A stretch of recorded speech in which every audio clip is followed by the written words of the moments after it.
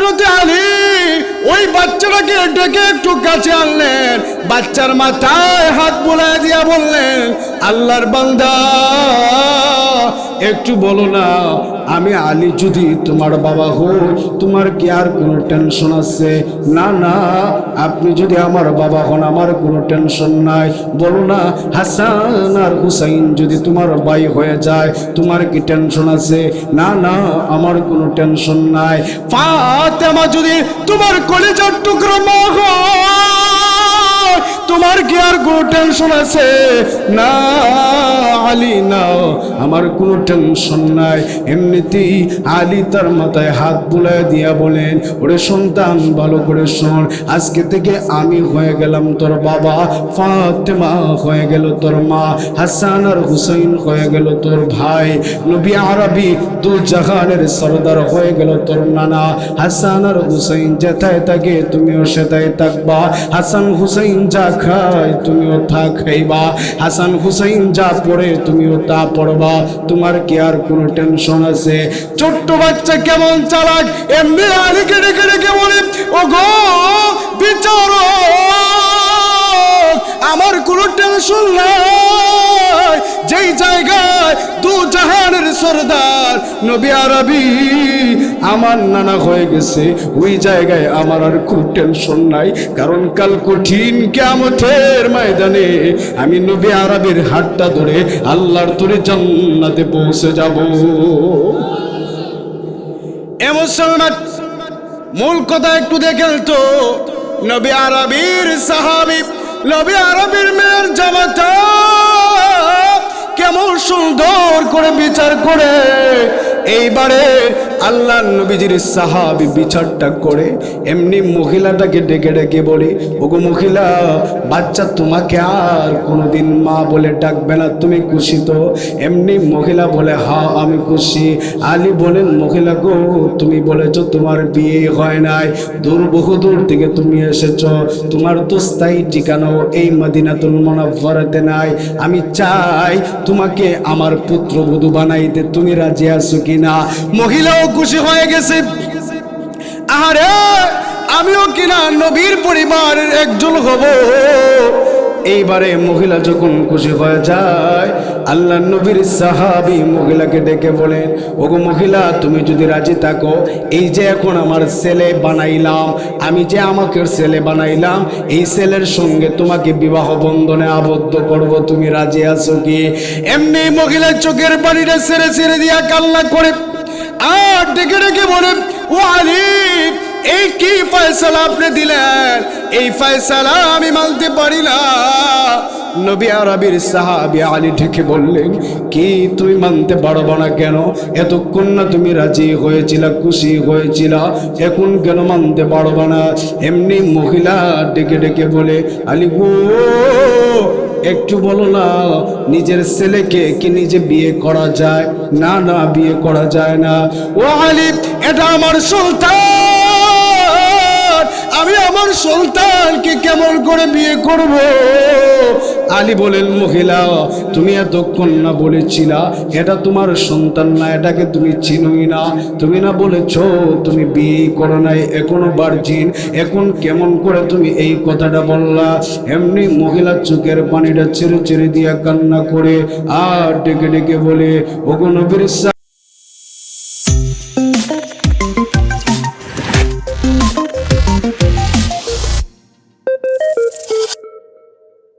হয় এমন জীবন করো হে গঠন, মরিলে হাসিবে তুমি, কাঁদিবে ভুবন। এমন জীবন করিও না গঠন, মরিলে কাঁদিবে তুমি, হাসিবে ভুবন। এমন জীবন গঠন করা যাবে না। এমন একটা জীবন আমরা চাই যাতে করে আমাদের ইন্তেকালের পরেও মানুষগুলো আমাদের কবরটা দেখে আফসুস করে, আহারে এই লোকটা আমাদের নূরপুর নারায়ণপুরের এই লামারবাড়ি এলাকা মিলিয়ে এই লোকটা সবচেয়ে ভালো একজন মানুষ ছিল, এই কথা যদি বলতে পারে তাহলে আপনার লাইফটি সাকসেস, আপনি সফলতার ধারা প্রান্তে চলে গেলেন।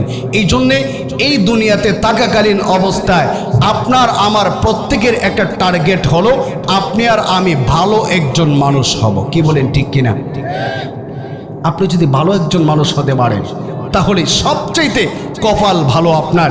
এই জন্য রাসূল আরবি সাল্লাল্লাহু আলাইহি ওয়াসাল্লাম সাহাবায়ে কেরামদেরকে নিয়ে বসা, এমন সময় সাহাবীদেরকে বলেন, আমি কি তোমাদেরকে ভালো মানুষদের চরিত্র গঠন, ভালো মানুষ যারা আছে তাদের সম্পর্কে সন্ধান দেব না?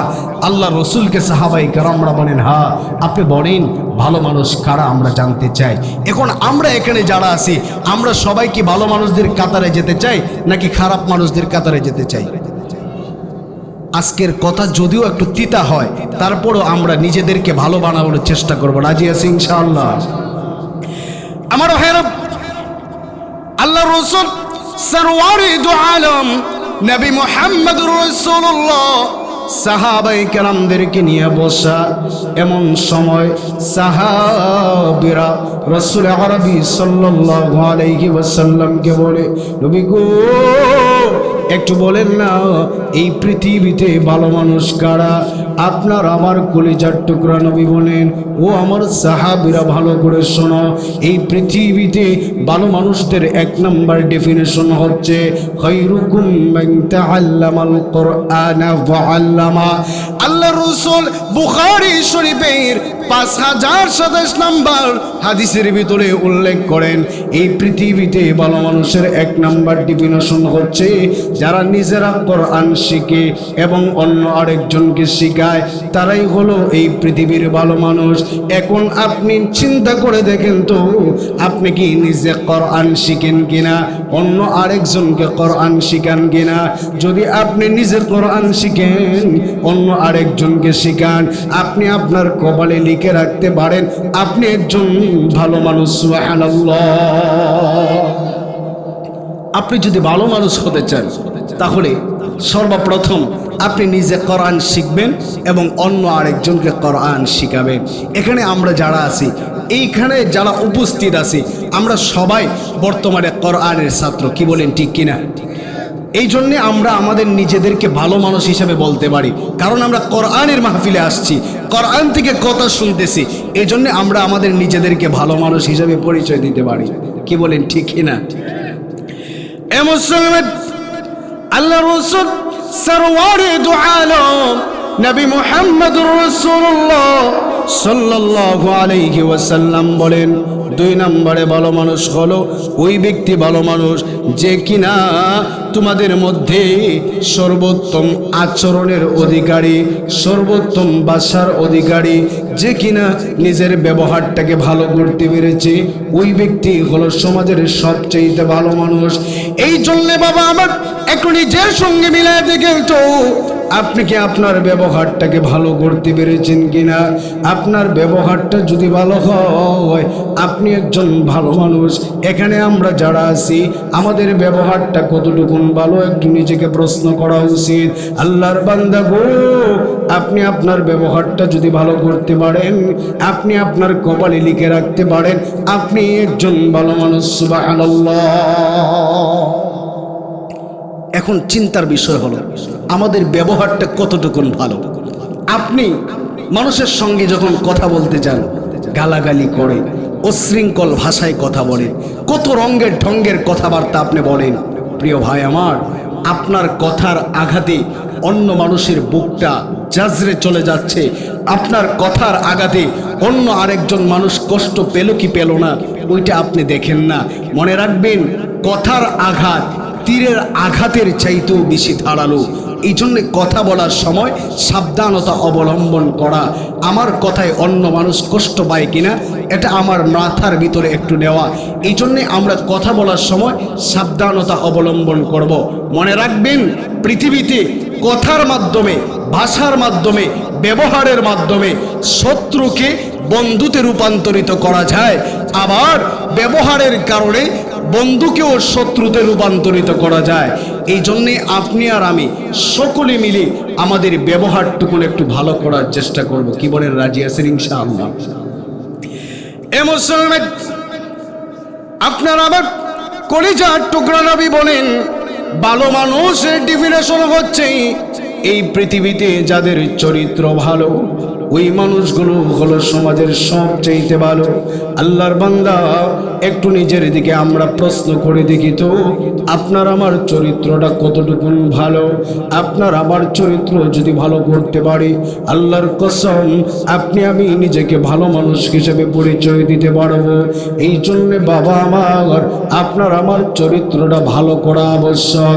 মনে রাখবেন, টাকা যদি আপনার চলে যায়, ওই টাকা একদিন না একদিন আপনি ইনকাম করতে পারবেন। মনে রাখবেন, আপনার যদি চরিত্র নষ্ট হয়ে যায়, ওই চরিত্র আর কোনোদিন টাকা দিয়ে ফেরত আনা যায় না রে বাবা। এই জন্যে চরিত্রের ভিতরে কোনো নারীর কলঙ্ক লাগানো যাবে না। এই চরিত্রের ভিতরে কোনোদিন অর্থ কেলেঙ্কারি লাগানো যাবে না। এই চরিত্রের ভিতরে কোনোদিন মদ গাঁজা ইয়াবা বাবার কলঙ্ক লাগানো যাবে না। এই কলঙ্ক যদি একবার লেগে যায় বাবা, আর কোনোদিন এই কলঙ্ক আপনি মোছাতে পারবেন না। এই জন্যে আমি আপনাদেরকে বলবো, আপনি আমি আপনার আমার চরিত্রটুকু ভালো করার চেষ্টা করব। অর্থ যদি চলে যায়, আজ না হয় কাল এই অর্থ আপনি ইনকাম করতে পারবেন। শরীরের শক্তি যদি থাকে, রক্ত যদি থাকে, ইনকাম করা সহজ। কিন্তু চরিত্র গেলে আর চরিত্র খুঁজে পাওয়া যাবে না। এই জন্য চরিত্র মহামূল্যবান এক জিনিস। আপনি আমি যদি চরিত্র নষ্ট করে ফেলি, আপনার আমার নিজের জীবনটা ধ্বংস হয়ে যাবে। এই জন্যে আমরা এখানে যারা আছি, কিংবা মাইকের আওয়াজ যত দূর যায়, আমরা সবাই মিলে নিজের চরিত্রটাকে হেফাজত করবো। রাজি আছি ইনশাআল্লাহ? এটা সবচেয়ে গুরুত্বপূর্ণ এক জিনিস। চরিত্র যদি নষ্ট হয়ে যায়, আর এটা ফেরত আনা সম্ভব না। এই জন্যই বলা হয়, আপনার টাকা চলে গেছে, এই টাকা আপনি আজ না হয় কাল ইনকাম করে এই টাকার উসল করে নিতে পারবেন। যে ঘাটতি ছিল, ওই ঘাটতিটা আপনি উসল করে নিতে পারবেন। কিন্তু চরিত্র যদি একবার নষ্ট হয়ে যায়, সব আপনার শেষ। আর জীবনে কোনোদিন মাথা উত্তোলন করে দাঁড়ানো যায় না। এই জন্য ইয়াং জেনারেশন যারা আছেন, আমি আপনাদেরকে বলবো, আপনি এখন থেকে নিজের লাইফটাকে গঠন করার চেষ্টা করেন, যে আমার ভবিষ্যতে আমি আমার চরিত্র নিয়ে এভাবে দাঁড়াবো যে আমার চরিত্রের ভিতরে কেউ কলঙ্কের দাগ দিতে পারবে না। কি বলেন, ঠিক কিনা? এ মুসলমান, আপনার আবার কলিজার টুকরা নবী বলেন, ও আমার সাহাবীরা শোনো, এই পৃথিবীতে ভালো মানুষের 3 নাম্বার ডেফিনেশন হচ্ছে, আপনি আর আমি এখানে যারা আছি, আপনার আমাকে রাসূলুল্লাহ বলেন, এই পৃথিবীতে যারা ঋণ আদায়ের বেলায় সচেষ্ট, ঋণ আদায় করার সময় যারা সব সময় উদ্গ্রীব হয়ে থাকে, একজনের কাছ থেকে টাকা ধার আনছে, ওই টাকাটা আবার টাইম টু টাইম পরিশোধ করে দিয়েছে, আপনার আমার কলিজার টুকরা নবী বলেন, ওই মানুষটা হলো সবচেয়ে ভালো মানুষ। একটু নিজের সঙ্গে আমরা মিলাই দেখি তো, আমি আমার ভাইয়ের কাছ থেকে 15,000 20,000 টাকা আনলাম, ভাইকে বললাম জানুয়ারির 1 তারিখ দেব, আপনি আর আমি কি টাইম টু টাইম টাকাটা পরিশোধ করি কিনা? যদি টাইম টু টাইম টাকাটা পরিশোধ করি, আপনি আর আমি রাসূলের সার্টিফিকেট অনুযায়ী একজন ভালো মানুষ। আর যদি টাকা আনার পরে টাইম টু টাইম আদায় না করি, আল্লাহর রাসূল বলেন, এই পৃথিবীতে আপনি হলেন সবচাইতে একজন নিকৃষ্ট মানুষ।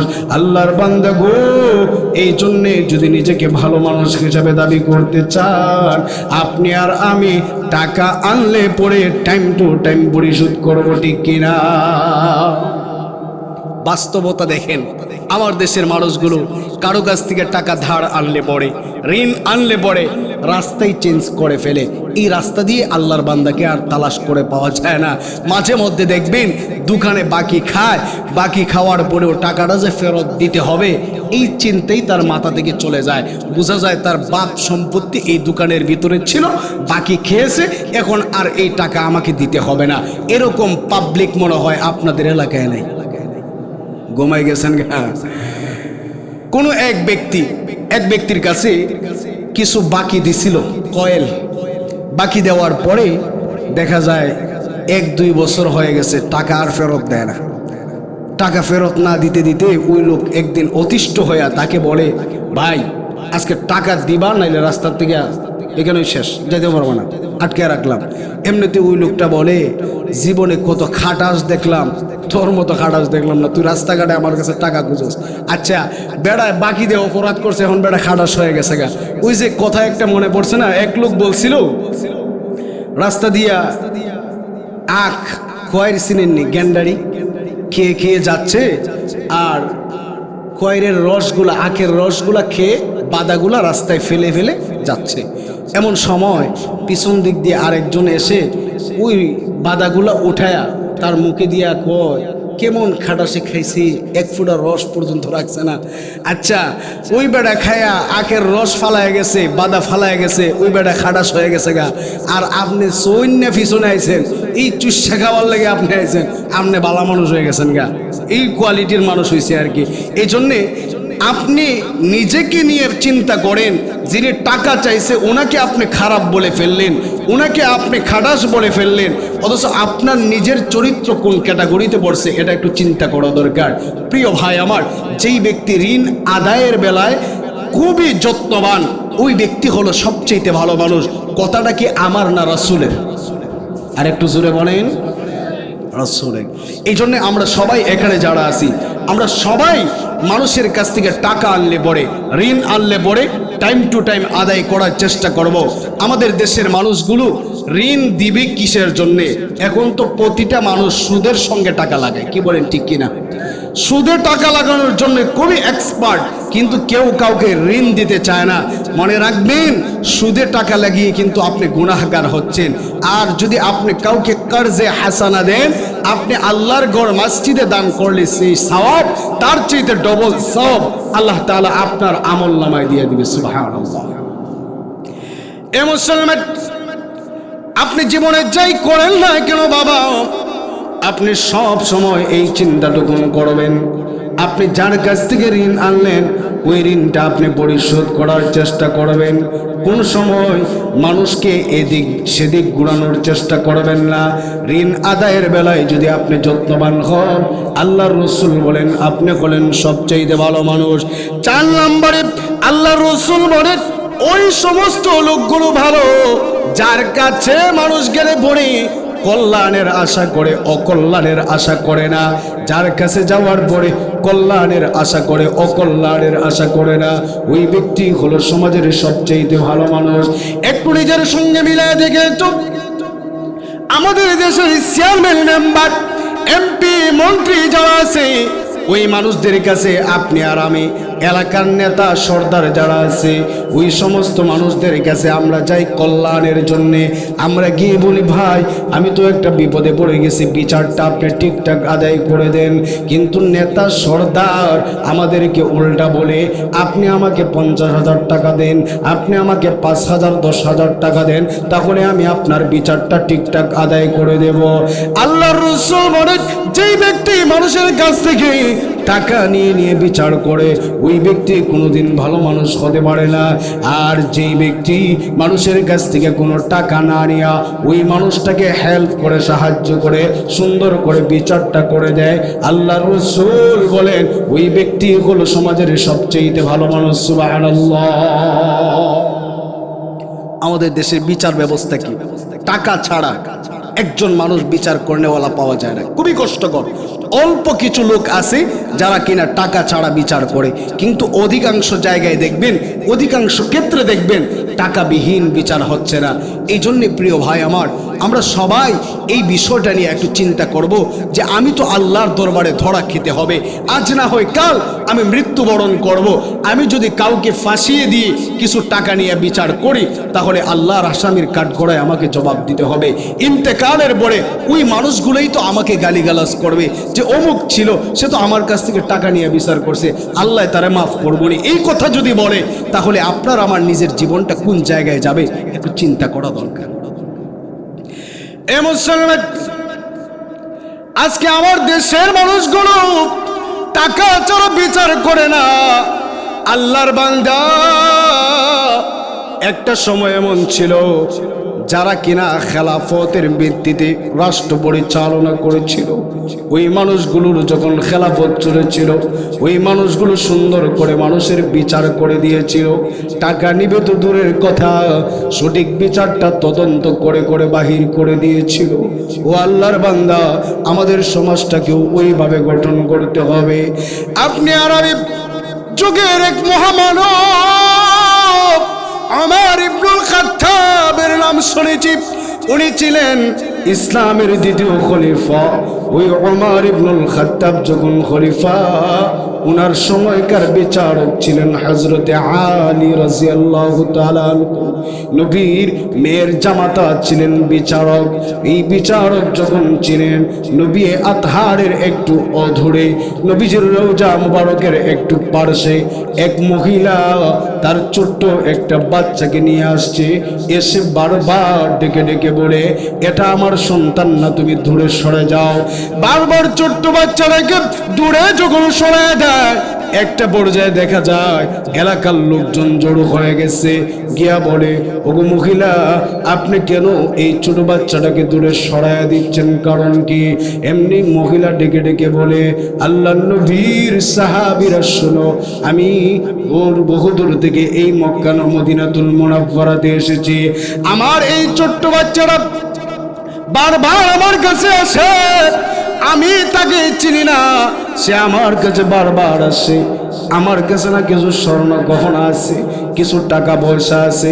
মনে হয় এই টাকা পয়সাগুলো আমার কাছ থেকে নিয়ে যাওয়ার জন্যেই সে বারবার আমাকে আমার কাছে এসে ভিড়তেছে আর আমাকে মা মা বলে ডাকতেছে। আল্লাহর বান্দারা, এই ছেলেটাকে আমি চিনি না, আমার কাছ থেকে দূরে সরায় নিয়ে যাও। কিন্তু দেখা যাচ্ছে ওই ছোট্ট বাচ্চাটা বারবার মহিলাটাকে জড়ায় ধরে আর মা মা বলে বলে চিৎকার দেয়। ওরে আল্লাহর বান্দারা, ভালো করে শোনো। একটা পর্যায়ে তারা ডেকে ডেকে বলে, মহিলা গো, তুমি আর টেনশন নিও না, চলো না, হযরতে আলী হলেন বিচারক, মাওলা আলীর কাছে আমরা একটু যাব, আলী বিচারটা একটু সুন্দর করে তোমার করে দিবে। এমনিতেই যখন বিচারপতির কাছে ওই মহিলার ছোট্ট বাচ্চাটাকে নিয়ে যাওয়া হয়, ছোট্ট বাচ্চা আর মহিলাকে যখন উপস্থিত করা হয়, এমনিতেই মহিলাকে সর্বপ্রথম আলী রাদিয়াল্লাহু তাআলা আনহু জিজ্ঞাসা করে, ওগো মহিলা, তুমি একটু বলো না, এই ছোট্ট বাচ্চাটাকে কেন দূরে সরিয়ে দিচ্ছ? এমনি মহিলা ডেকে ডেকে বলে, ওরে আলী, আমি বহুদূর থেকে এই এলাকায় আসছি, আমি আসছি নবী পাকের রওজা জিয়ারত করার জন্য। ও আলী, আমার কাছে কিছু স্বর্ণ গহনা আছে, মনে হয় এই বাচ্চাটা আমার স্বর্ণ গহনাগুলো চুরি করে নিয়ে যাওয়ার জন্য আমাকে বারবার মামা বলে ডাকতেছে। জানো আলী, আমি না এখন পর্যন্ত কোনো বিয়ে করি নাই, আমি এখন পর্যন্ত কোনো বিয়ে করি নাই। এই ছোট্ট বাচ্চাটা আমাকে মামা বলে ডাকতেছে। আমার যদি বিয়ে না হয় তাহলে আমি বাচ্চা জন্ম দিলাম কোথায় থেকে? আলী আবার টেনশনে পড়ে গেলেন। ছোট্ট বাচ্চাটাকে কাছে ডেকে এনে বললেন, ও ছোট্ট বাচ্চা, একটু বলো না, তুমি কেন এই মহিলাকে মামা বলে ডাকো? এমনিতেই ছোট্ট বাচ্চাটা ডেকে ডেকে বলে, ও আলী, একটু বলো, এই মহিলা হলো আমার মা, উনি যদি আমাকে দূরে সরায় দেয়, আমি রাতের অন্ধকারে কার কাছে যাব? কে আমাকে রাতে আশ্রয় দিবে? কার কাছে আমি ঘুমাবো? কে দিনের বেলা আমাকে গোসল করায় দিবে? খাবারের সময় হলে কে আমাকে 2 লোকমা ভাত আমার মুখে উঠায় দিবে? আলী গো, এটা হলো আমার মা, আমার মায়ের কাছ থেকে আপনি আমাকে দূরে সরায় দিয়েন না। বাবা আমার একটু লক্ষ্য করে দেখেন, মহিলা বলে এটা আমার সন্তান না, সন্তান বলে এটা আমার মা। কি এক পেশের ভিতরে পড়েছেন হযরতে আলী। কেমন করে বিচারটা করবেন? আমার দেশের বিচারকরা হলে কি নাই বা করতো, কত টাকাই বা কত দিক থেকে খেয়ে ফেলতো। হযরতে আলী কেমন বিচক্ষণ একজন সাহাবী, কেমন বিচক্ষণ একজন বিচারক, চিন্তা করে দেখেন। এমনিতেই হযরতে আলী ওই বাচ্চাটাকে ডেকে একটু কাছে আনলেন, বাচ্চার মাথায় হাত বুলায় দিয়া বললেন, আল্লাহর বান্দা, একটু বলো না, আমি আলী যদি তোমার বাবা হই তোমার কি আর কোনো টেনশন আছে? না না, আপনি যদি আমার বাবা হন আমার কোনো টেনশন নাই। বলো না, হাসান আর হুসাইন যদি তোমার ভাই হয়ে যায় তোমার কি টেনশন আছে? না না, আমার কোনো টেনশন নাই। ফাতেমা যদি তোমার কলিজার টুকরো মা হয় তোমার কি আর কোনো টেনশন আছে? না আলী, না, আমার কোনো টেনশন নাই। এমনিতেই আলী তার মাথায় হাত বুলায় দিয়া বলেন, ওরে সন্তান ভালো করে শোন, আজকে থেকে আমি হয়ে গেলাম তোর বাবা, ফাতেমা হয়ে গেল তোর মা, হাসান আর হুসাইন হয়ে গেল তোর ভাই, নবী আরবি দু জাহানের সরদার হয়ে গেল তোর নানা। হাসান আর হুসাইন যেথায় থাকে তুমিও সেটাই থাকবা, হাসান হুসাইন যা খায় তুমিও তা খাইবা, হাসান হুসাইন যা পড়ে তুমিও তা পড়বা। তোমার কি আর কোনো টেনশন আছে? ছোট্ট বাচ্চা কেমন চালাক, এমনি আলীকে ডেকে ডেকে বলে, ও গো বিচারক, আমার কোনো টেনশন নাই। যেই জায়গায় দু জাহানের সরদার নবী আরবি আমার নানা হয়ে গেছে ওই জায়গায় আমার আর খুব টেনশন নাই, কারণ কাল কঠিন কিয়ামতের ময়দানে আমি নবী আরবির হাতটা ধরে আল্লাহর তরে জান্নাতে পৌঁছে যাব। এ মুসলমান, মূল কথা একটু দেখেন তো, নবী আরবির সাহাবী, নবী আরবির মেয়ের জামাতা কেমন সুন্দর করে বিচার করে এইবারে আল্লাহ নবীজির সাহাবী বিচারটা করে এমনি মহিলাটাকে ডেকে ডেকে বলে, ওগো মহিলা, বাচ্চা তোমাকে আর কোনোদিন মা বলে ডাকবে না, তুমি খুশি তো? এমনি মহিলা বলে, হ্যাঁ আমি খুশি। আলী বলেন, মহিলা গো, তুমি বলেছো তোমার বিয়ে হয় নাই, বহুদূর থেকে তুমি এসেছ, তোমার তো স্থায়ী ঠিকানাও এই মদিনাতুল মুনাওয়ারাতে নাই, আমি চাই তোমাকে আমার পুত্রবধূ বানাইতে, তুমি রাজি আছো কিনা? মহিলাও খুশি হয়ে গেছে, আরে আমিও কিনা নবীর পরিবারের একজন হব। এইবারে মহিলা যখন খুশি হয়ে যায়, আল্লাহ নবীর সাহাবী মহিলাকে ডেকে বলেন, ওগো মহিলা, তুমি যদি রাজি থাকো, এই যে এখন আমার ছেলে বানাইলাম, আমি যে আমাকে ছেলে বানাইলাম, এই ছেলের সঙ্গে তোমাকে বিবাহ বন্ধনে আবদ্ধ করব, তুমি রাজি আছো কি? এমনি মহিলার চোখের পানিটা ছেড়ে ছেড়ে দিয়া কান্না করে আর ডেকে ডেকে বলে, ও আলী, এই কি ফয়সালা আপনি দিলেন? এই ফয়সালা আমি মানতে পারি না। নবী আরবির সাহাবী আলী ঠেকে বললেন, কি তুমি মানতে পারবো না কেন? এতক্ষণ না তুমি রাজি হয়েছিলা, খুশি হয়েছিলা, এখন কেন মানতে পারবো না? এমনি মহিলা ডেকে ডেকে বলে, আলী গো, একটু বলো না, নিজের ছেলেকে কি নিজে বিয়ে করা যায়? না না, বিয়ে করা যায় না। ও আলী, এটা আমার সন্তান,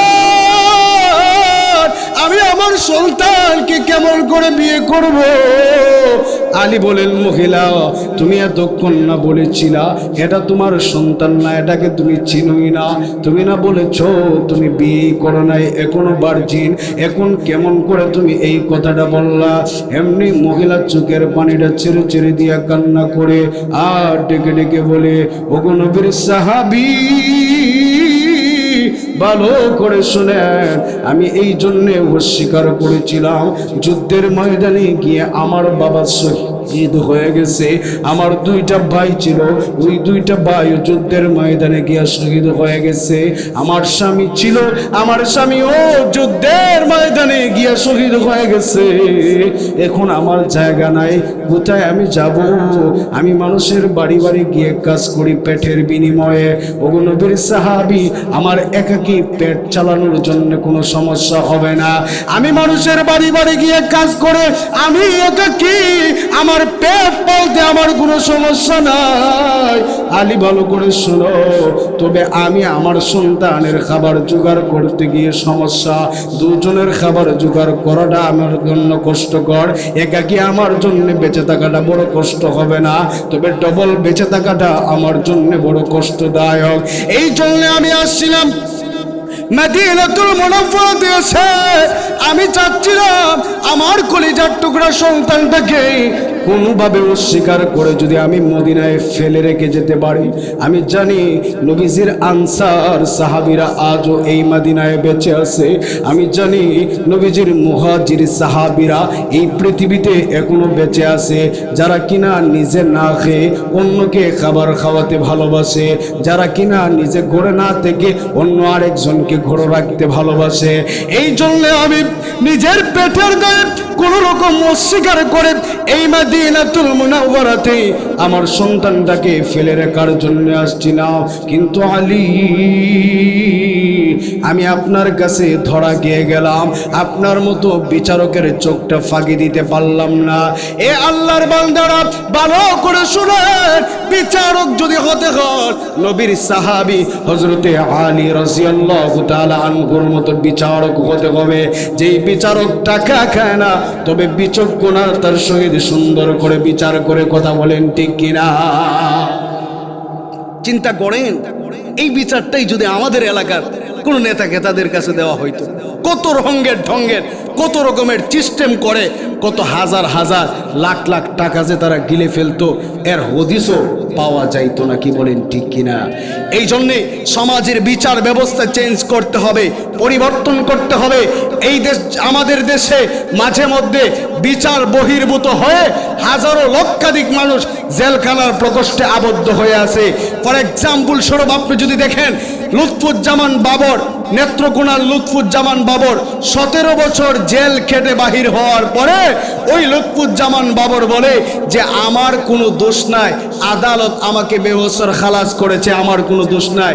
আচ্ছা, লুৎফুজ্জামান বাবরের কোনো দোষ এখন পাওয়া যায় না, এই জন্য আপনি তাকে ছেড়ে দিলেন। আপনি ছাড়ার আগে আপনার বাপ দাদা 14 গোষ্ঠী মিলে তার 17 বছর ফিরিয়ে দেন। যদি ফিরিয়ে দিতে পারেন তাহলে আপনি তাকে খালাসও দেন, কোনো সমস্যা নাই। আপনি তো বিচারকের জায়গায় বসে আছেন, তবে মানুষের প্রতি বেইনসাফি করতেছেন, জুলুম করতেছেন।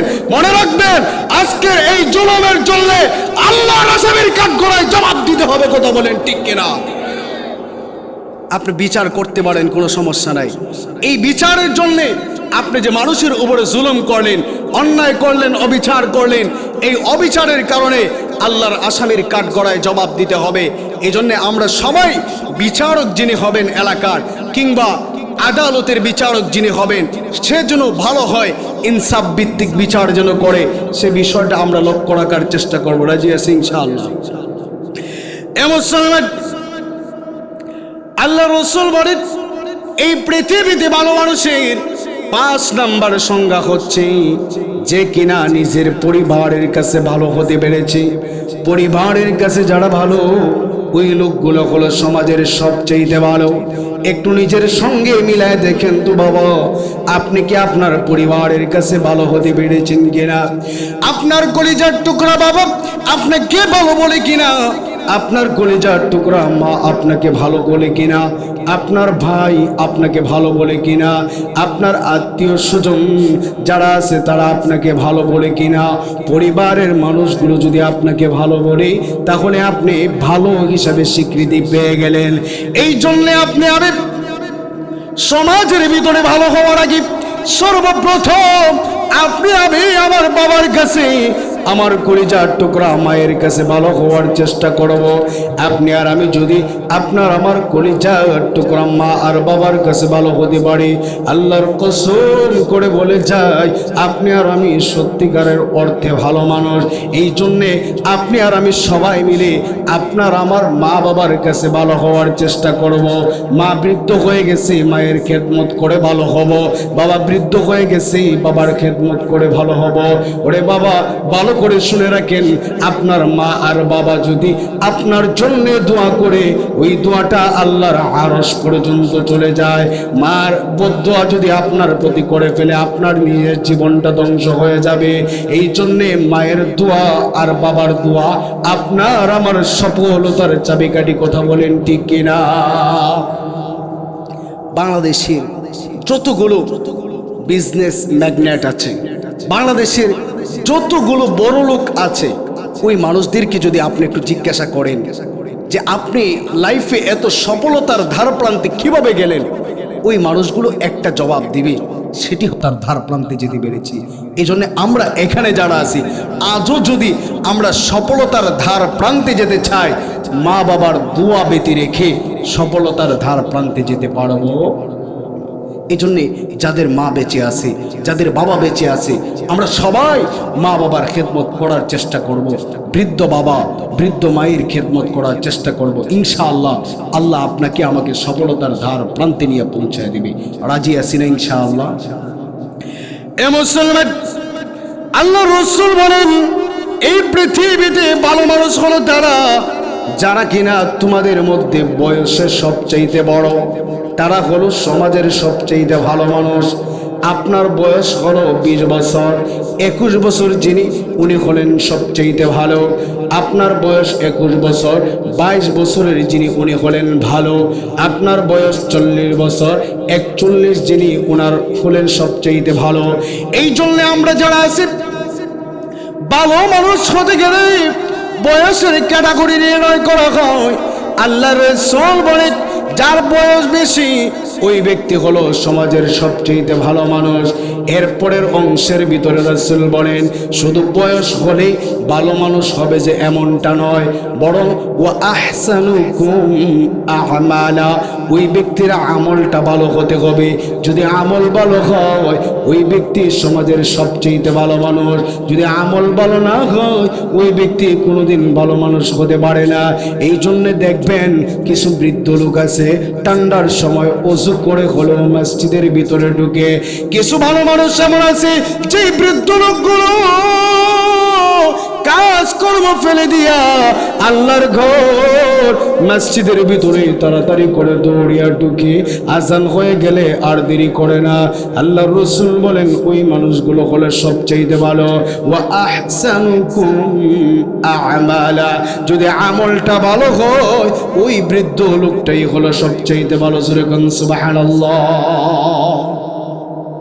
আমল ভালো যার ওই ব্যক্তি সবচেয়ে ভালো। বৃদ্ধ হলে ওই ব্যক্তির আমল ভালো হলে ভালো হয়ে যাবে। কিন্তু দেখবেন বাস্তবতা এমন, মাঝে মধ্যে আমরা দেখি কিছু বৃদ্ধ লোক এমন আছে চায়ের স্টলে বসে আছে, সিগারেট খাচ্ছে বসে বসে। চাচার বয়স হয়ে গেছে 60, চাচার বয়স হয়ে গেছে 70, তারপরেও রসুলের মহাব্বতে ওই লোকটা সিগারেট ছাড়তে পারে না।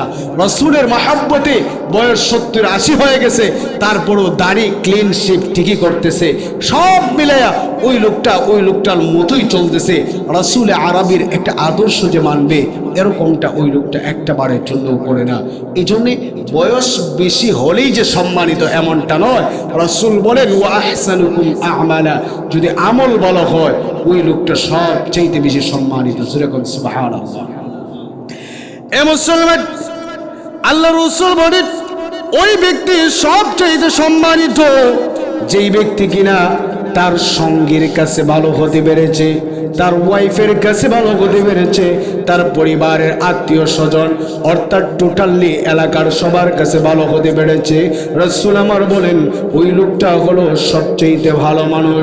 এই জন্য আমরা এখানে যারা আছি বাবা, আপনি আমি আপনার আমার ওয়াইফের কাছে, আপনার আমার বউয়ের কাছে ভালো হওয়ার চেষ্টা করব। যদি বউ আপনাকে সার্টিফিকেট দেয় আপনি একজন ভালো মানুষ, সত্যিকার অর্থে আপনি একজন ভালো মানুষ। এই জন্যে নিজের ওয়াইফের কাছেও ভালো হওয়া এটা রাসূলুল্লাহ সাল্লাল্লাহু আলাইহি ওয়াসাল্লামের আদেশ। জোরে জোরে কোন সুবহানাল্লাহ। আজকে যাবেন বাড়ি গিয়ে জিজ্ঞাসা করবেন কি আমি বালানি, কথা বুঝেন নাই? প্রত্যেকে গিয়া নিজের ওয়াইফকে জিজ্ঞাসা করবেন যে আমি বালা কিনা। আমাদের জিজ্ঞাসা করার সিস্টেমও তো বালা না। চোখ দুটো এই বড় বড় কি বালানি এইভাবে যদি আপনি কন ওই মাহবুব কি কন আপনার মতো বালা স্বামী, এটা আমার কপাল কপাল কপাল গুনে না আপনার মতো জামাই পাইছি। কি বলে ঠিক কিনা? এই জন্য সুন্দর করে আপনি সিস্টেম করে জিজ্ঞাসা করবেন কি আমি ভালো কিনা। দেখবেন আপনার ওয়াইফ আপনাকে বলবে, ভালো হলে তো বলবে আলহামদুলিল্লাহ। এই জন্যে আমরা ওয়াইফের কাছে ভালো হওয়ার চেষ্টা করব। মাঝে মধ্যে দেখা যায় ওয়াইফকে কত রকমের ভাবে গালাগালি করে। এই যে আপনি গালাগালি করলেন, অশৃঙ্খল বাসাবাসি হয়ে কথা বললেন, এই জন্যে আল্লাহর আসামির কাঠগড়ায় জবাব দিতে হবে। আপনার ওয়াইফের মনে আপনি কেন কষ্ট দিচ্ছেন? সে যদি কোনো অপরাধ করে ফেলে, কোনো খারাপ কিছু করেই ফেলে, আপনি তাকে সুন্দর করে বলেন, বুঝিয়ে বলেন, সে বুঝবে। তার তো আল্লাহ তাআলা ব্রেন দিয়েছেন, কিন্তু আপনি যে কথা বলতে তার উপরে একটা মেরে দিলেন, আপনি যে তাকে কথায় কথায় গালিগালাজ করলেন, এর জন্য তো আল্লাহর দরবারে আপনি জবাব দিতে হবে। এই জন্য আমরা সবাই একটু ভালো আচরণ করার চেষ্টা করবো। রাজি আছেন ইনশাআল্লাহ? এ মুসলমান, আপনার আবার কলিজার টুকরা নবী, দু জাহানের সরদার, আপনার আমার নবীকে সাহাবায়ে কেরামরা প্রশ্ন করে, নবী গো একটু বলেন না ভালো মানুষের গুণ কি? রাসূল বলেন, যদি তোমার ওয়াইফের কাছে তুমি ভালো হতে পারো তাহলে তুমি একজন ভালো মানুষ। এ মুসলমান, আজকের পর থেকে আমরা আমাদের ওয়াইফের সঙ্গে একটু ভালো ব্যবহার করার চেষ্টা করব। বাবা, আপনার আমার কলিজার টুকরা নবীজির স্ত্রী উম্মুল মুমিনিন আম্মা জান আয়েশা সিদ্দিকা রাদিয়াল্লাহু তাআলা আনহাকে একদিন গিয়া প্রশ্ন করেন, ওগো নবীর স্ত্রী, আপনি একটু বলেন না আপনার আমার নবী কেমন ছিলেন? আপনার আমার কলিজার টুকরা নবী কেমন ছিলেন ওনার ওয়াইফের কাছে গিয়া প্রশ্ন করা হচ্ছে। নবী আরবের স্ত্রী উম্মুল মুমিনিন আম্মা জান আয়েশা সিদ্দিকা ডেকে ডেকে বলেন, ওরে সাহাবীরা ভালো করে শোনো, আমার কলিজার টুকরা নবীর চরিত্র হলো গোটা 30 পারা আল কোরআন। আপনি যদি আল্লাহর এই কোরআন তালাশ করেন, কোরআনের ভিতরে যেইভাবে কোনো ভুল পাবেন না।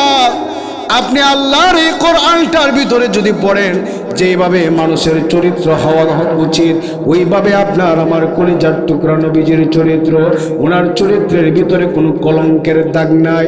ওরে মুসলমান, আপনার আমার নবীজি সম্পর্কে ওনার স্ত্রীরা এই মন্তব্যগুলো করেছে, একটা বারের জন্য রাসূলের বিরুদ্ধে কথা বলে নাই। অথচ আপনার আবার কলিজার টুকরা নবীজির ঘরে 3 দিন হয়ে যায় চুলায় একটা বারের জন্য আগুন জ্বলে না। আপনার আমার নবীজির ঘরে একটা বারের জন্য 1 ফোঁটা আগুনও জ্বলে না, পানিও নাই, খাবারও নাই। এমন অবস্থায় নবীজির ঘরের অবস্থা খুবই শোচনীয়। তারপরও একটা বারের জন্য নবীজির স্ত্রীরা নবীজিকে কটু কথাও বলে নাই, একটা বারের জন্য কোনো আবদারও করে নাই। ওরে আল্লাহর বান্দারা, আপনি যদি ঈদের সময় আপনার ওয়াইফকে সুন্দর একটা শাড়ি না দিতে পারেন, আপনার ওয়াইফ কত রঙের ঢঙ্গের কথা কয়, কত রঙের ঢঙ্গের কথা যে বলে। অথচ নবী আরবের স্ত্রীরা এমন ছিলেন, কোনো কিছু দিতে পারে নাই, তারপরও একটা বারের জন্য কোনো কিছু বলে। আল্লাহ রসুলের কাছে সাহাবীরা গিয়া প্রশ্ন করে, ইয়া রাসূলুল্লাহ, একটু আপনি বলেন না এই পৃথিবীতে ভালো মানুষগুলো কারা? নবী আরবি বলেন, ওই ব্যক্তি হলো সবচেয়ে ভালো যে কিনা নিজের জবানটাকে সত্যবাদী করতে পেরেছে আর অন্তরটাকে হিংসা মুক্ত করতে পেরেছে, ওই ব্যক্তি সমাজের সবচেয়ে ভালো মানুষ। এবার আপনি আর আমি নিজের সঙ্গে একটু মিলে দেখি তো বাবা, আপনি আর আমি আপনার আমার অন্তরটাকে ভালো করতে পেরেছি কিনা, জবানটাকে সত্যবাদী করতে পেরেছি কিনা। আপনার আমার জবানটা যদি সত্যবাদীদের কাতারে হয়, আল্লাহর কসম আপনি আমি ভালো একজন মানুষ। আজকে আমার সমাজের মানুষদের দিকে লক্ষ্য করলে দেখবেন অধিকাংশ মানুষগুলো মিথ্যা কথাই বলে, মিথ্যা কথাই বলে। বাবা আমার মিথ্যা কথাগুলো পরিহার করতে হবে। যদি মিথ্যা কথাগুলো পরিহার না করেন, আপনার জীবনটা ধ্বংসের ধার প্রান্তে চলে যাবে, জীবন থেকে বরকত চলে যাবে। এই জন্যে আপনি আর আমি সবাই মিথ্যা কথাটাকে পরিহার করার চেষ্টা করব। সদা সর্বদা যদি সত্য কথা বলতে পারেন, আল্লাহ আপনার উপরে রহমত নাজিল করবে, আপনার ফ্যামিলির ভিতরে আল্লাহ ভরপুর বারাকাহ দান করবে। এই জন্যে আমরা এখানে যারা আছি, আমরা সবাই সত্য কথা বলার চেষ্টা করবো। রাজি আছি ইনশাআল্লাহ? সত্য কথা বলা উচিত। মিথ্যা কথা বলতে বলতে সমাজটাকে ধ্বংসের ধার প্রান্তে আমরা নিয়ে দাঁড় করিয়েছি। আজকে দেখবেন মাঝে মধ্যে এমনও হয়, বড় বড় নেতার খেতারাও আলেম উলামাদেরকে মিথ্যা তহমত দিতে একটু দেরি করে না। কত ঢঙ্গের কথা আলেমদের সম্পর্কেও বলে। আমাদের দাড়ি টুপি দেখলে পরে মাঝে মধ্যে অনেক সময় তারা বলে আমরা নাকি রাজাকার আলবদর। আচ্ছা, যারা রাজাকার ছিল তারাই তো ছিল, আমরা হুজুররা কি এমন দোষ করলাম? আমরা আমাদের দাড়ি আছে, টুপি আছে, সব দাড়িওয়ালা টুপিওয়ালা তো আর রাজাকার হতে পারে না। আপনি যদি রাজাকারের হিস্ট্রি তালাশ করেন তাহলে তারা রাজাকার ছিল যাদের সম্পর্কে আপনারা বলেন, তারা রাজাকার না কি ছিল সেটা আপনি জানেন। তবে স্বাধীনতার যুদ্ধের সময় আলেমদের অবদান ছিল না, এটা অস্বীকার করা যাবে না। মনে রাখবেন, স্বাধীনতার সময় আলেমদের যে অবদান ছিল সেটা অনস্বীকার্য, সেটা অস্বীকার করা যাবে না। যেইভাবে আমাদের চুনারুঘাটে মুক্তিযুদ্ধের সর্বপ্রথম বৈঠক হয়েছিল, মুক্তিযুদ্ধে কিভাবে পরিচালনা হবে, সিলেটের হবিগঞ্জের চুনারুঘাটে সর্বপ্রথম একটা বৈঠক হয়েছিল। ওই বৈঠকে 7 জনের নাম ছিল। 7 জনের প্রথম যার নামটা ছিল উনি হলেন মাওলানা আসাদ আলী, যিনি কিনা পরবর্তীতে সংসদ সদস্য হয়েছিলেন। মাওলানা আসাদ আলী তো একজন আলেম, ওনার গালে তো দাড়ি ছিল, মাথায় টুপি ছিল। আপনি তো রাজাকার বলে চিল্লান, তাহলে মাওলানা আসাদ আলীকে তো আপনি রাজাকার বলে অপমান করলেন। শুধু কি তাই, বঙ্গবন্ধু শেখ মুজিবুর রহমান উনি স্বাধীনতার স্থপতি। ওই মানুষটা যার কাছে লেখাপড়া করেছেন, যার কাছ থেকে রাজনীতি শিখেছেন, ওই মানুষের নামটা ছিল মাওলানা ভাসানী। মাওলানা ভাসানীও তো একজন আলেম ছিলেন। ওই মাওলানা ভাসানীকেও আপনি অপমান করেন যদি রাজাকার বলে আলেমদেরকে ঠেক করে। এই জন্য মিথ্যা কথা যদি বলতে চান অন্য জায়গায় বলবেন। আপনি সমাজের ভিতরে বিশৃঙ্খলা সৃষ্টি করে মিথ্যা কথা বলা যাবে না। নিজেকে হেফাজত রাখতে হবে, মিথ্যা কথা থেকে হেফাজত করতে হবে। শুধু কি তাই, আমার দেশে মাঝে মধ্যে মসজিদ এবং মাদ্রাসাকে সন্ত্রাস এবং জঙ্গিবাদের আখড়া বলে আখ্যায়িত করা হয়। আপনাদের এখানে নূরপুর এক মাদ্রাসা আছে, দেবগ্রাম আছে, এরপরে মহিউসুন্নাহ মাদ্রাসা আছে। এই মাদ্রাসাগুলোতে আজ অবধি কোনোদিন কি দেখেছেন এই মাদ্রাসাগুলো সন্ত্রাস এবং জঙ্গিবাদের প্রজনন কেন্দ্র? এরকম কোনো কিছু আপনারা দেখেছেন? আর একটু জোরে বলেন, দেখেছেন? মাদ্রাসা কোনোদিন সন্ত্রাস আর জঙ্গিবাদের প্রজনন কেন্দ্র হতে পারে না। বরং যারা আমাদেরকে সন্ত্রাস আর জঙ্গি বলে তহমত দেয়, ওই মানুষদেরকে আপনি দেখবেন সন্ত্রাস এবং জঙ্গিবাদের সঙ্গে সম্পৃক্ত। আপনি যদি স্বাধীনতার ইতিহাস তালাশ করেন তাহলে দেখতে পারবেন বঙ্গবন্ধু শেখ মুজিবুর রহমানকে নির্মমভাবে হত্যা করা হয়েছে। বঙ্গবন্ধু হত্যার পিছনে বাংলাদেশের কোনো আলেমের সম্পৃক্ততা পাওয়া যায়নি। শহীদ প্রেসিডেন্ট জিয়াউর রহমানকে হত্যা করা হয়েছে। শহীদ প্রেসিডেন্ট জিয়াউর রহমান হত্যার পিছনে বাংলাদেশের কোনো আলেমের সম্পৃক্ততা পাওয়া যায়নি। আপনি নারায়ণগঞ্জের 7 মার্ডার হয়েছে, ওই মার্ডারের সঙ্গে বাংলাদেশের কোনো আলেমের সম্পৃক্ততা পাওয়া যায়নি। আপনি হলি আর্টিজানের হত্যাকাণ্ড দেখেন, হলি আর্টিজানের হত্যাকাণ্ডের সঙ্গে বাংলাদেশের কোনো আলেমের সম্পৃক্ততা পাওয়া যায়নি। বদরুল খাদিজাকে কুপিয়েছে, ওই জায়গায় আলেমদের সম্পৃক্ততা পাওয়া যায়নি। মিন্নি বরগুনাতে হত্যাকাণ্ড ঘটনা ঘটিয়েছে, ওই জায়গায় আলেমদের সম্পৃক্ততা পাওয়া যায়নি। বাংলাদেশের সোনালী ব্যাংক ডাকাতি হয়েছে, এই জায়গায় আলেমদের সম্পৃক্ততা পাওয়া যায়নি। রূপসা থেকে পাতুরিয়া, টেকনাফ থেকে তেতুলিয়া, কোন জায়গায় আলেমরা সন্ত্রাস আর জঙ্গিবাদ চালায় নাই। কথা বলেন ঠিক কিনা? আপনি অহরহ তাদেরকে সন্ত্রাস আর জঙ্গি বলেন। মনে রাখবেন, আলেমরা আপনাদের সন্তানের মতো, আপনাদের মসজিদে ইমামতি করবে, মাদ্রাসায় পড়াবে। এই মানুষরা আপনাদের জন্যে মুনাজাতে দোয়া করবে। এই মানুষদেরকে কটাক্ষ করে উল্টাপাল্টা বাজে মন্তব্য যদি করেন, আল্লাহর আরশ পর্যন্ত কেঁপে উঠে। এই জন্যে বাজে মন্তব্যগুলো আমরা পরিহার করবো। রাজি আছি না ইনশাআল্লাহ? এ মুসলমান, আল্লাহ রসুল বলেন, আপনি যদি মিথ্যা কথা থেকে নিজেকে হেফাজত না করতে পারেন, এই পৃথিবীতে আপনি যদি নিজেকে মিথ্যা কথা থেকে নিজেকে হেফাজত না করতে পারেন, আল্লাহর বান্দা ভালো করে শুনে রাখো, আপনার আমার নিজের জীবনটা ধ্বংসের দ্বার প্রান্তে নিয়ে যাব। এই জন্যে কুতুবাতে জুলফিকারের ভিতরে একটা ঘটনা উল্লেখ করা হয়। এক লোক হজের মৌসুম চলতেছে, হজে যাবে।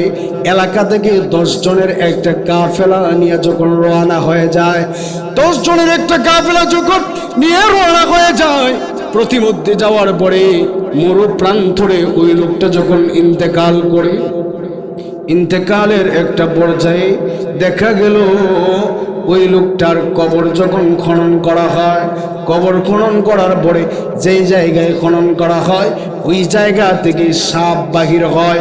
প্রথমের এক জায়গা থেকে যখন খনন করে ওই জায়গা থেকে সাপ বাহির হয়, পরবর্তী আরেক জায়গা যখন খনন করা হয় ওই জায়গা থেকেও দেখা যায় সাপ বাহির হচ্ছে। বারবার যখন জায়গা পাল্টিয়ে যখন কবর খনন করা হয় ওই জায়গা থেকে সাপ বাহির হয়। একটা পর্যায়ে সাপের মধ্যেই ওই লোকটাকে দাপন কাপন কমপ্লিট করা হয়। ওই লোকগুলা হজে যায়, হজ করে যখন আবার বাড়ি ফেরত আসে, বাড়ি ফেরত আসার পরে এইবারে গিয়ে তার ওয়াইফ যে ছিল, তার স্ত্রী যে ছিল, ওই স্ত্রীর কাছে গিয়া বলে, ওগো মহিলা একটু বলো না তোমার স্বামীর এমন কি বাজে অভ্যাস, যেই বাজে অভ্যাসের কারণে আল্লাহ তাআলা তার কবরের ভিতরে সাপের ঘর বানায় দিছে।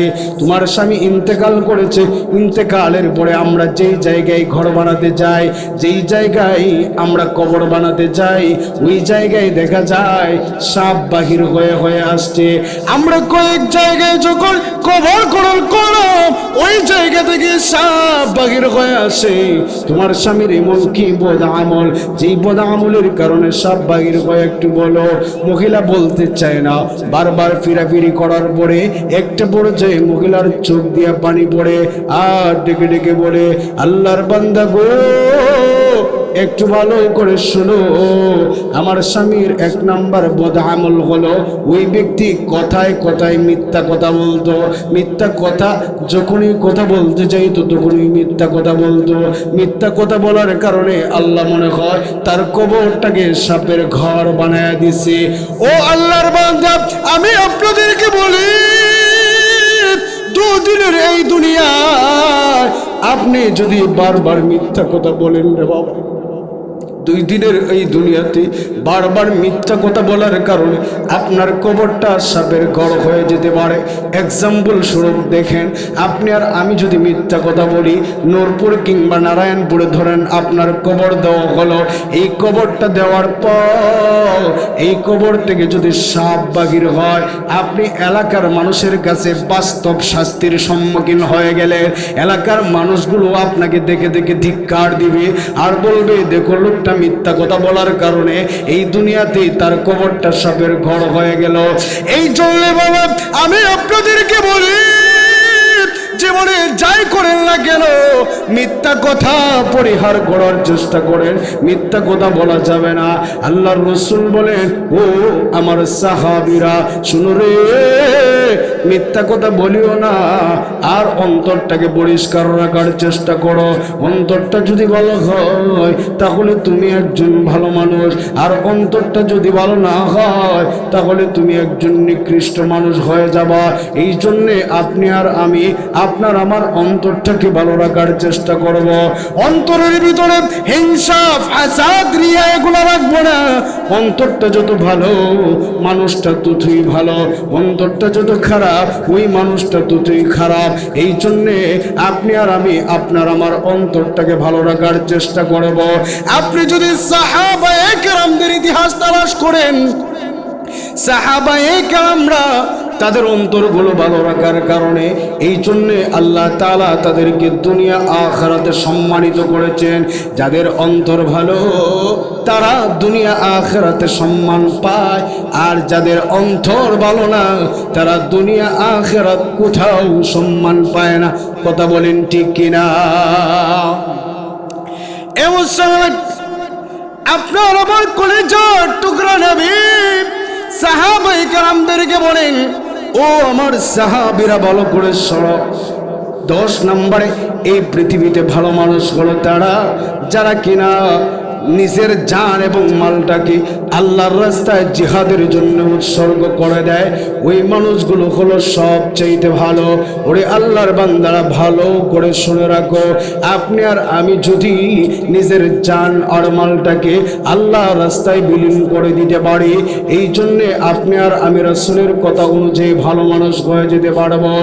এমন আপনি আর আমি সদা সর্বদা মসজিদের জন্য, মাদ্রাসার জন্য, মাহফিলের জন্য যখন আপনার আমার কাছে হাতটা বাড়িয়ে দেওয়া হবে, কিংবা এলাকার কোনো গরিব মিসকিন যখন হাতটা বাড়ায়া দিবে, তখন আপনি আর আমি কোনো না কোনো কিছু দেব। সেটাই হলো ন্যায্য কথা, সেটাই হলো রাসূলের আদেশ। এই জন্যে আপনি আর আমি সবাই আল্লাহর রাস্তায় বেশি করে দান করার চেষ্টা করব। রাসূল আমার সাহাবায়ে কেরামদেরকে বলেন, যদি ভালো মানুষ হতে চাও তাহলে আল্লাহ রাস্তায় নিজের জান আর মালটাকে উৎসর্গ করে দাও। সুবহানাল্লাহ। এই জন্য আমরা প্রতিটি মানুষ নিজের জান আর মালকে আল্লাহ রাস্তায় উৎসর্গ করে দেব। টাকা আজ আছে কাল নাও থাকতে পারে, এই টাকার বাহাদুরি দেখেন না।